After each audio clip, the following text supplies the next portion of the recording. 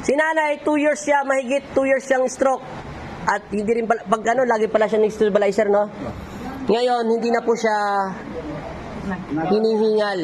Tsaka nakaya niya na po maglakad. Sige, labas nanay. Ngayon, follow-up check-up niya, 3 weeks. Kaso binayaran na magdarasal sa kanya para lumpuhin siya. Pero hindi na siya nag-stabilizer, no? Hindi na po. Hindi na? Simula kanina? Bago kayo pumunta rito, Ay, grabe. Hindi makahinga. hindi makahinga. Kasi malapit na malitsyon yung kalaban. Oh, pero ito yung manggagamot ni tatay. Manggagamot po sa tagigyan. Pwede niya na yung pahilutin. Yan na. Yan na.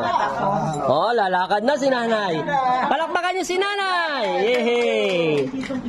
Ang oras po ngayon, ang July 7 ba ngayon? 7. July 7, alas 12 na po ngayon. Okay, bye-bye. Bye-bye na, Nay. Yung kapatid Bye-bye. namin dito sa stroke din, papuntahin namin dito galing pang Mindanao. Mindanao. Sige, ingat po kayo. Ano sinasabi niya? Yan, tanungin mo kay Buddy kung kailan kayo babalik. 3 weeks po. Ha? 3 weeks. O, 3 weeks. 25. O, bye-bye, Tay. Tay, Oh. bye-bye. Hindi pa kami nagagamot eh. Mamaya babay na muna. Siyempre sa kanya itong vlog eh. Bye-bye.